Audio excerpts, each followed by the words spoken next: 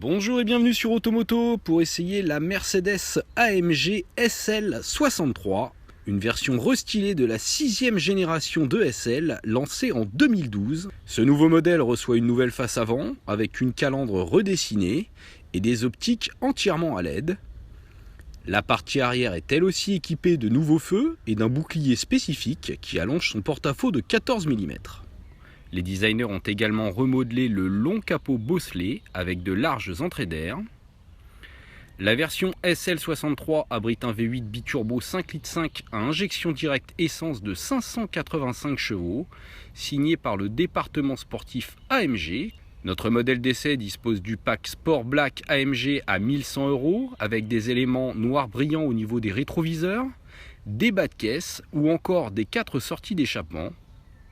Les sublimes jantes noires à bordure chromée avec des étriers de frein rouges réclament aussi un supplément de 3 750 € en option. À l'intérieur, la finition est tout simplement somptueuse, avec un cuir tendu de qualité, des applications parfaitement intégrées et même une magnifique montre IWC. Le levier de vitesse de la boîte automatique à 7 rapports est en aluminium, tout comme les palettes du sublime volant 3 branches.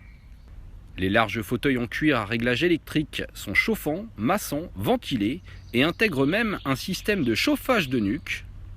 La malle de coffre en carbone dispose d'un système d'ouverture à distance et intègre un couvre-bagages électrique qui libère un volume oscillant entre 345 et 485 litres. Le capotage et le décapotage du toit rigide escamotable s'effectuent toujours à l'arrêt, mais peut désormais poursuivre sa manœuvre en roulant jusqu'à 40 km/h pour ne pas gêner la circulation en cas d'averse dans les bouchons. Et maintenant, place au champ du V8.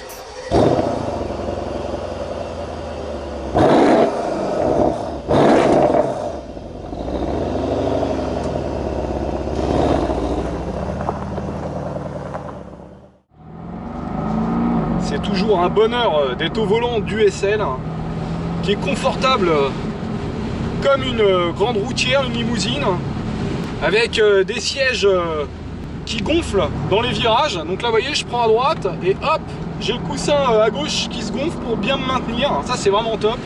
Alors là, même s'il y a beaucoup de vent, comme vous pouvez l'entendre, le filet anti-remous est très efficace. J'ai pas de turbulence derrière la nuque.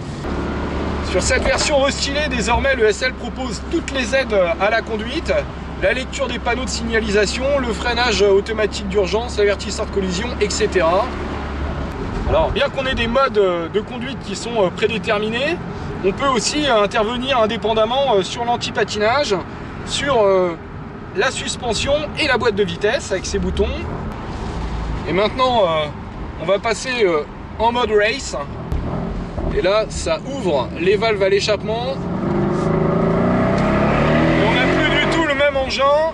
La suspension se durcit. La direction aussi.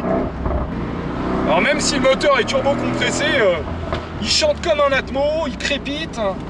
C'est vraiment du bonheur. Une belle musicalité. Bon, la seule chose, c'est que le régime maxi est limité à 6500 tours. On a un châssis très bien équilibré, bien amorti, avec la suspension pilotée, et on a même l'auto-bloquant qui permet d'avoir vraiment beaucoup plus d'agilité dans les virages.